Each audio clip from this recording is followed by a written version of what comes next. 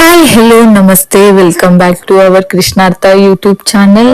ದಯವಿಟ್ಟು ಚಾನೆಲ್ ನ ಸಬ್ಸ್ಕ್ರೈಬ್ ಮಾಡಿ, ವಿಡಿಯೋನ ಲೈಕ್ ಮಾಡಿ, ಶೇರ್ ಮಾಡಿ, ಹಾಗೆ ಕಮೆಂಟ್ ಮಾಡಿ. ವಿಡಿಯೋನ ಸ್ಕಿಪ್ ಮಾಡ್ತೀರಾ ಕೊನೆಯವರೆಗೂ ಕೂಡ ನೋಡಿ. ನೀವು ಆಲ್ರೆಡಿ ತಮ್ನೈಲ್ ನೋಡಿರ್ತೀರಾ. ಫಾರ್ ದ ಫಸ್ಟ್ ಟೈಮ್ ನೀವೇನಾದ್ರೂ ಲ್ಯಾಂಡ್ ಪರ್ಚೇಸ್ ಮಾಡ್ತಾ ಇದ್ರೆ, ಸೈಟ್ ಪರ್ಚೇಸ್ ಮಾಡ್ತಾ ಇದ್ರೆ, ಈ ವಿಷಯಗಳನ್ನ ನೀವು ಕನ್ಸಿಡರ್ ಮಾಡ್ಲೇಬೇಕು. ಹಾಗಾದ್ರೆ ವಿಡಿಯೋನ ತಪ್ಪದೆ ನೋಡಿ. ನೀವು ಲ್ಯಾಂಡ್ ಅಥವಾ ಸೈಟ್ ಅನ್ನ ಪರ್ಚೇಸ್ ಮಾಡೋದಕ್ಕಿಂತ ಮುಂಚೆ ಡೈರೆಕ್ಟ್ ಆಗಿ ಇನ್ಫಾರ್ಮೇಶನ್ ಹೋಗೋಣ. ಮೊದಲು ನಾವು ಚೆಕ್ ಮಾಡ್ಬೇಕಾಗಿರುವಂತಹ ವಿಷಯ ಯಾವುದು ಅಂತ ಹೇಳಿದ್ರೆ ಟೈಟಲ್ ಡೀಡ್, ಜಾಗದ ಹಕ್ಕನ್ನ ನಾವು ಚೆಕ್ ಮಾಡ್ಬೇಕಾಗತ್ತೆ.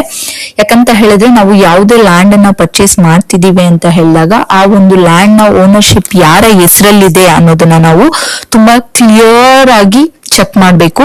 ಆ ಕ್ಲಿಯರ್ ಟೈಟಲ್ ಇದ್ದಾಗ ಮಾತ್ರನೇ ನಾವು ಖರೀದಿ ಮಾಡೋದು ಸುರಕ್ಷಿತ ಅಂತ ಕೂಡ ಹೇಳ್ಬೋದು. ನಿಜವಾಗಿಯೂ ನಿಮ್ಗೆ ಯಾರು ಸೇಲ್ ಮಾಡ್ತಿದ್ದಾರೆ ಅವರೇ ಆ ಒಂದು ಲ್ಯಾಂಡ್ ಅಥವಾ ಪ್ರಾಪರ್ಟಿಯ ಓನರ, ಮಾಲೀಕರ ಅನ್ನೋದನ್ನ ನಾವು ಖಚಿತಪಡಿಸ್ಕೊಳ್ಳೇಬೇಕು. ಈಗ ಇಲ್ಲಿ ನಮ್ಗೆ ಕ್ವಶನ್ ರೈಸ್ ಆಗ್ಬೋದು, ಹೇಗೆ ನಾನು ಅವರೇ ಓನರ್ ಅಂತ ಕನ್ಸಿಡರ್ ಮಾಡೋದು ಅಂತ ಹೇಳಿದ್ರೆ ನಾವು ಡಾಕ್ಯುಮೆಂಟ್ಸ್ ನ ವೆರಿಫೈ ಮಾಡ್ಬೇಕಾಗತ್ತೆ. ಈ ಡಾಕ್ಯುಮೆಂಟ್ಸ್ ವೆರಿಫೈ ಮಾಡ್ಬೇಕಾದ್ರೆ ಇಂದಿನ ಎಲ್ಲಾ ಸೇಲ್ಸ್ ಪ್ರೊಸೀಜರು ಸರಿಯಾಗಿ ನಡೆದಿದ್ಯಾ ಅನ್ನೋದನ್ನ ನಾವು ಟೈಟಲ್ ಡೀಡ್ ಮುಖಾಂತರ ನೋಡ್ಕೋಬಹುದು. ಅಕಸ್ಮಾತ್ ಏನಾದ್ರೂ ನೀವು ಪರ್ಚೇಸ್ ಮಾಡ್ತಿರುವಂತಹ ಲ್ಯಾಂಡ್ ಕೇವಲ ಒಬ್ಬರ ಹೆಸರಲ್ಲಿದ್ರೆ ಲೀಗಲ್ ಇಶ್ಯೂಸ್ ಯಾವುದು ಕೂಡ ಜಾಸ್ತಿ ರೈಸ್ ಆಗೋದಿಲ್ಲ. ಯಾಕಂದ್ರೆ ಅವರ ಒಂದು ವಾಲಂಟರಿ ಇಂಟ್ರೆಸ್ಟ್ ಇಂದ ಸೇಲ್ ಮಾಡ್ತಾ ಇರ್ತಾರೆ. ಅಕಸ್ಮಾತ್ ಏನಾದ್ರೂ ಮಲ್ಟಿಪಲ್ ಓನರ್ಶಿಪ್ ಇದ್ದು ಜಾಯಿಂಟ್ ಓನರ್ಶಿಪ್ ಇದೆ ಅಂತ ಹೇಳಿದಾಗ ಯಾರೆಲ್ಲ ಇದ್ದಾರೆ ಅವರೆಲ್ಲರ ಒಪ್ಪಿಗೆ ಕೂಡ ಸೇಲ್ ಮಾಡೋದಿಕ್ಕೆ ಇರ್ಬೇಕು. ಅದಾದ ನಂತರ ನಾವು ಲ್ಯಾಂಡ್ ಅನ್ನ ಪರ್ಚೇಸ್ ಮಾಡ್ಬೇಕಾಗತ್ತೆ.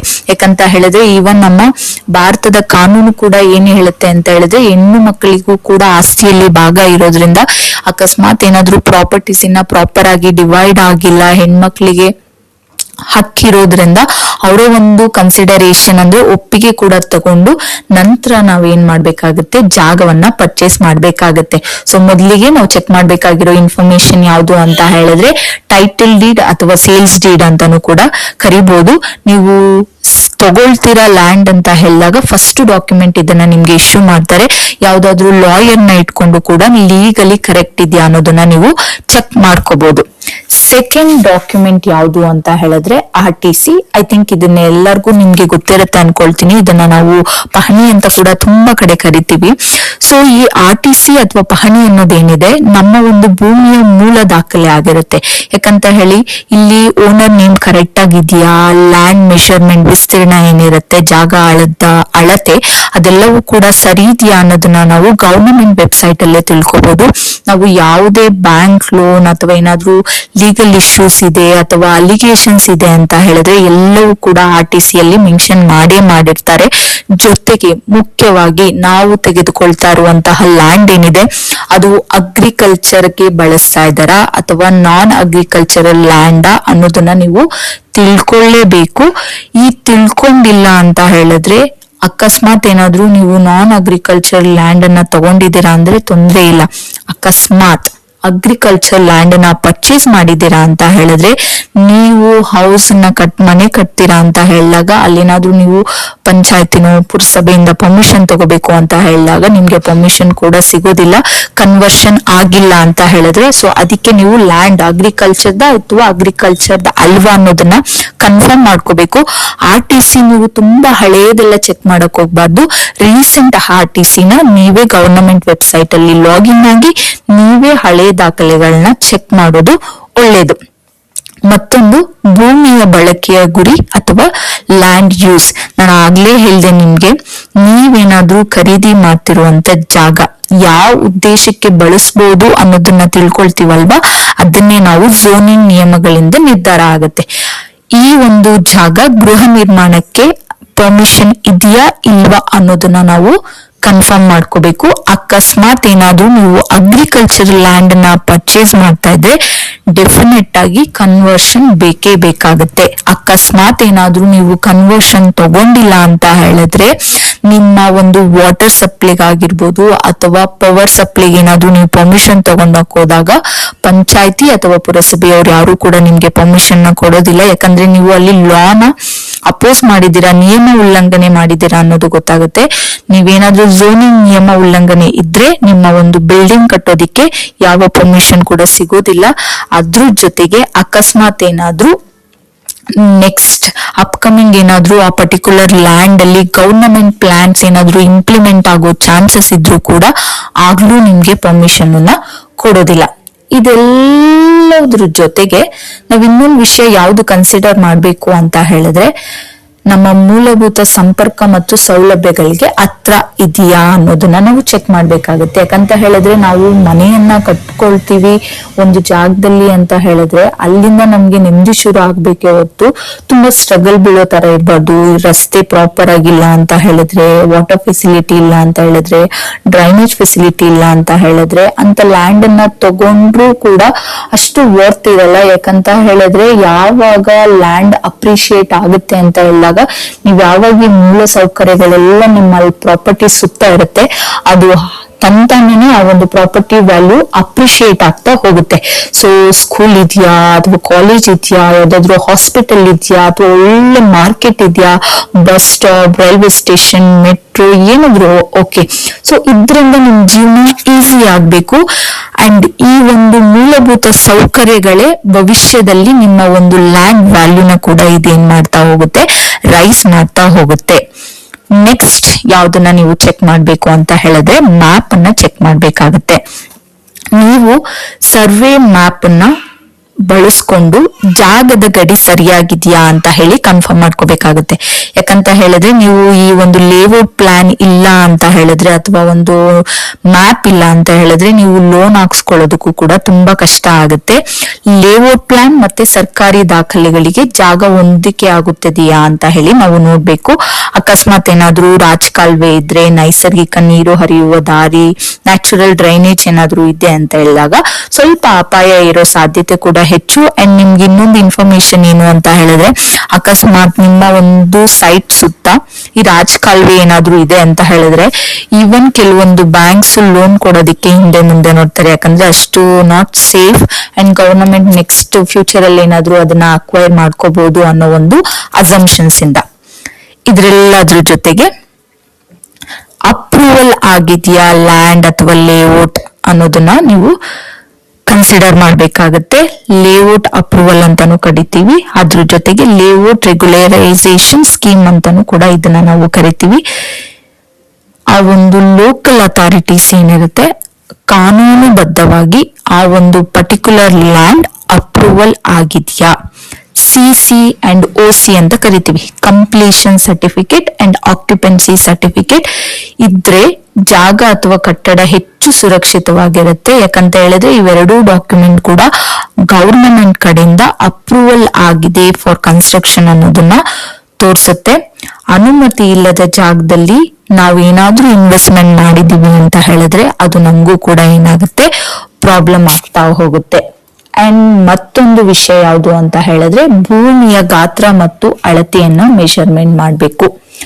ಭೂಮಿಯ ಗಾತ್ರ ಮತ್ತು ಅಳತೆಯನ್ನ ಮೆಷರ್ಮೆಂಟ್ ಮಾಡ್ಬೇಕಾದ್ರೆ ನೀವೇನಾದ್ರೂ ಅಕಸ್ಮಾತ್ ಬ್ರೋಕರ್ ಅನ್ನ ಇಟ್ಕೊಂಡು ಲ್ಯಾಂಡ್ ಅನ್ನ ಪರ್ಚೇಸ್ ಮಾಡ್ತಿದ್ದೀರಾ ಅಂತ ಹೇಳಿದಾಗ ನೀವು ಎಲ್ಲಾ ಡಿಸ್ಕಷನ್ಸ್ ಏನ್ ಮಾಡಿರ್ತೀರಾ, ಓರಲ್ ಆಗಿ ಮಾಡಿರ್ತೀರಾ. ಈ ಸಂದರ್ಭದಲ್ಲಿ ಏನಾಗುತ್ತೆ, ಮೇ ಬಿ ನಿಮ್ಮ ಒಂದು ಮೆಷರ್ಮೆಂಟ್ಸ್ ನ ರಾಂಗ್ ಆಗಿ ನಿಮ್ಮ ಹತ್ರ ಹೇಳಿರ್ಬೋದು.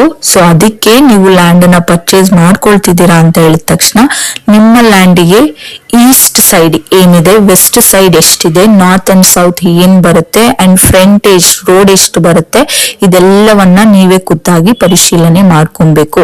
ಅದು ಮಾಡ್ಕೊಂಡ ನಂತರ ನಾವು ನೆಕ್ಸ್ಟ್ ಆಕ್ಟಿವಿಟೀಸ್ಗೆ ಹೋದ್ರೆ ತುಂಬಾ ಯೂಸ್ಫುಲ್ ಆಗುತ್ತೆ. ಯಾಕಂದ್ರೆ ಈ ಮೆಷರ್ಮೆಂಟ್ ಅನ್ನ ನಾವು ಸರ್ವೆ ಮಾಡ್ಕೊಳ್ಳೇಬೇಕು. ಯಾಕಂದ್ರೆ ಸೇಲ್ ಡೀಟೇಲ್ ಕೂಡ ನಿಮ್ಮ ಒಂದು ಜಾಗದ ಈಸ್ಟ್ ಏನಿದೆ, ವೆಸ್ಟ್ ಏನಿದೆ, ನಾರ್ತ್ ಅಥವಾ ಸೌತ್ ಏನಿದೆ ಅನ್ನೋದನ್ನ ಮೆನ್ಷನ್ ಮಾಡಿರ್ತಾರೆ.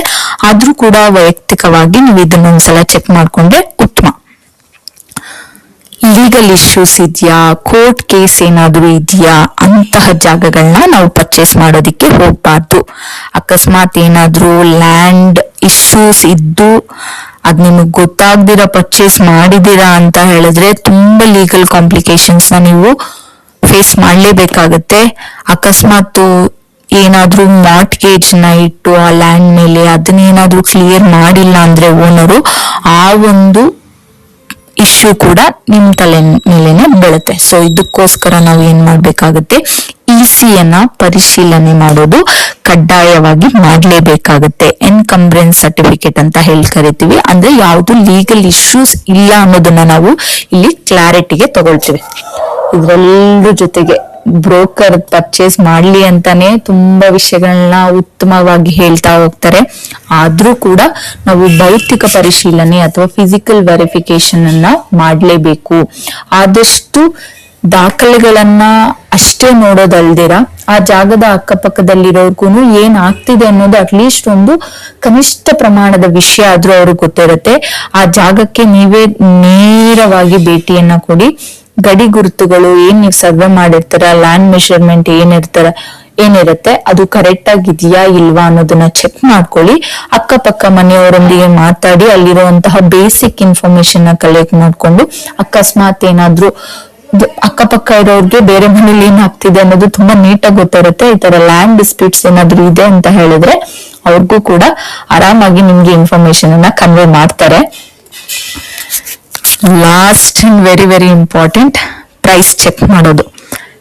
ನಾವು ಮಧ್ಯಮ ವರ್ಗದವರು ಲ್ಯಾಂಡ್ ಅನ್ನ ಪರ್ಚೇಸ್ ಮಾಡ್ತಿದೀವಿ ಅಂತ ಹೇಳಿದಾಗ ಕನ್ಸ್ಟ್ರಕ್ಷನ್ ಮಾಡ್ಲೇಬೇಕು ಅನ್ನೋ ಇಂಟೆನ್ಷನ್ ಅಲ್ಲೇ ಪರ್ಚೇಸ್ ಮಾಡ್ತೀವಿ. ಆಗ ನಾನು ಹುಡುಕುವಂತಹ ಪ್ರೈಸ್ ಗಳೇ ಬೇರೆ. ಇಲ್ಲ ನಿಮ್ದು ಆಲ್ರೆಡಿ ಒಂದ್ 4-5 ಸೈಟ್ ಇದೆ, ಇನ್ನೊಂದು ಜಸ್ಟ್ ಇನ್ವೆಸ್ಟ್ಮೆಂಟ್ ತರ ಮಾಡ್ತಿದ್ದೀನಿ ಅಂತ ಹೇಳಿದ್ರೆ you are ready to pay more ಅಂತಾನೆ ಅರ್ಥ ಆಗುತ್ತೆ. ಬಟ್ ಇಲ್ಲಿ ನಾನು suppose if you are a middle class people ನಮ್ ತರ ಆಗಿದ್ದು, ಅಕಸ್ಮಾತ್ ನೀವು ಪ್ರೈಸ್ ಅನ್ನ ಫಿಕ್ಸ್ ಮಾಡ್ಬೇಕಾದ್ರೆ 3-4 ಜಾಗ ಅಥವಾ ಸೈಟ್ ಗಳಿಗೆ ಹೋಗಿ ಏನಲ್ಲಿ ವ್ಯಾಲ್ಯೂ ಇದೆ ಅನ್ನೋದನ್ನ ನೋಡ್ಕೊಳ್ಳಿ. ಯಾಕಂತ ಹೇಳಿದ್ರೆ ನೀವು ಕಂಪ್ಯಾರಿಸನ್ ಮಾಡ್ಲೇಬೇಕು.